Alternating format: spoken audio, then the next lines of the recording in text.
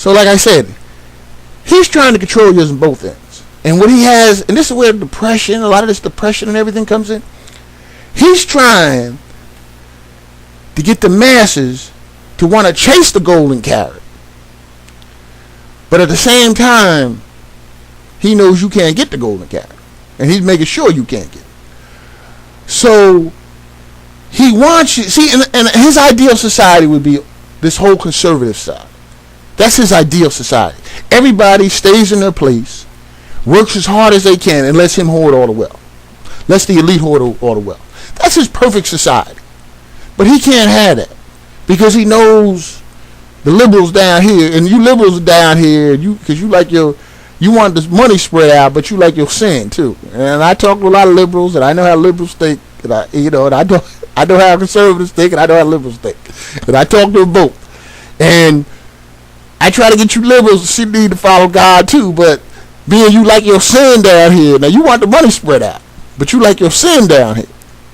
And that's why you guys can never get together, and because you have a lot of gang wars and what have you down here, and you have a lot of dissension down here due to sin, that a lot of times the media stars are pumping in, are here to pump into these communities. That's why they got you acting the way you do, because the elite knows you all can't get along acting like that, okay? And he understands that. Now, you masses, this is why it's so important to turn to God and become revolutionary, because the elite in the eye, the last thing he wants is a bunch of revolutionary Jesuses running around here. And Jesus was a true revolutionary, because what Jesus was teaching these people, he was the truest revolutionary. I mean, don't get me wrong, Martin Luther King was a great man. I mean, there was a lot of great revolutionaries in various societies that were fighting the oppression. But Jesus was the truest revolutionary, and Jesus was the most courageous revolutionary, because Jesus was willing to go to the cross and die, okay, to stand up against that eye. And most people don't see that. That's why he was so strong. Most people would run, or they would get in line with the eye and just do what the eye wants. And to some extent, you know, I'm not telling you to go out there and get your head chopped off right away, because sometimes you got to work behind the scenes to cause this revolution. But the lesson Jesus was teaching was courage. And I would only hope to have that much courage if I knew I was going to my death like that. You know, I would pray I could be that courageous, you know, and stand up for God on that level. Because Jesus was truly the most courageous man who ever walked the face of this earth. He was a man's man. Now, I'm not talking about that watered down rabbit's foot Jesus y'all learning about in a lot of these churches. I'm talking about the true revolutionary Jesus. The true strong, tough Jesus. Jesus was a man's man. But he's not taught that way, because when religion gets watered down and the power structure, the elite get a hold of religion, okay, they don't want you to know that Jesus down here. They want you to know that Jesus, oh, you forgive everything, and you love, and you tolerate this, and you stay in good servitude, and you tolerate the injustice of the ones above you, and you try to love them anyway. No. You're supposed to stand up for what's right and be strong. The armor of God is you being tough enough to stand up against this guy up here in the elite and the brown nosers, and don't fall for the sin of the media stars and the sin being pumped in. You don't fall for that stuff. You see through it. And that's what the true Jesus was teaching. So, and like I said, I'm not trying to just insult, because see, you liberals, you learn a lot of buffoonery.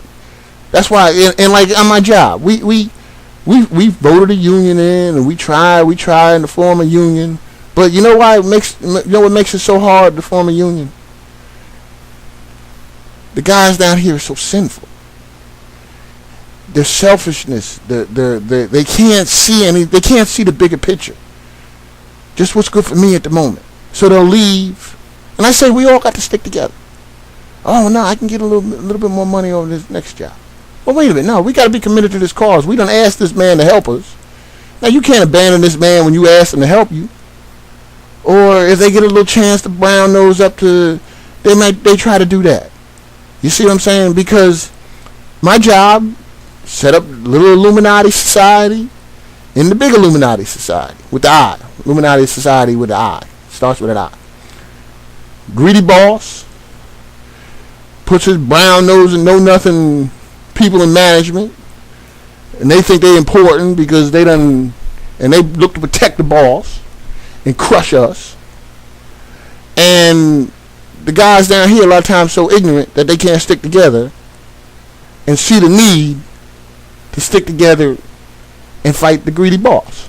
And this is why unions struggle. And don't get me wrong, I agree with unions largely because they stand up for the oppressed workers. But at the same time, and you can have too much. A union can be too powerful. You can have too much socialism, where you get a bunch of lazy workers protected by a union. You can't do nothing with them, and they destroy the economy also, and they destroy a company. But at the same time, the greedy boss, see, either can destroy society. The elite, they trying to hoard all the wealth, so they don't care about an economic collapse. They'll plan an economic collapse, so they can destroy society. But a union being too strong, and the guys not wanting to work a fair day, and actually keep a company healthy, they can destroy a society and an economy also. Because like I said, we all can't get paid good to sit on the side of the road all day, and then the bridge ain't never gonna get built, the road ain't never gonna get fixed, but there's still, you gonna get paid. So you can't have either. It's balance. That's why I call it socialism. You can't have extreme capitalism, can't have extreme communism. That's why I call it socialism. It's in the middle. And I call it, in the holy book I write, I call it the Darren Lewis curve. There's a curve in there where business is healthy, the worker, he gets a good middle class wage, and everybody's pretty much at peace and happy. And the economy does very well, because let's face it, an economic collapse only happens when the people have no money. If we all had money, there wouldn't be no economic collapse. We'd all be out there spending. An economic collapse happens when him, and I believe he plans this, gets to hoard all the wealth. That'll cause an economic collapse. And he'll sit on the news and television talking about, I don't know what's going on, maybe the stock market. Look here. If you got a business and you need customers, it don't matter what the stock market does. If you ain't got no money, if nobody got no money in their pocket, they ain't coming to your business. Period. Walmart, any business, if they ain't got no customers, they ain't got no business. So it takes us people to have money. I got to continue this in the next number 3.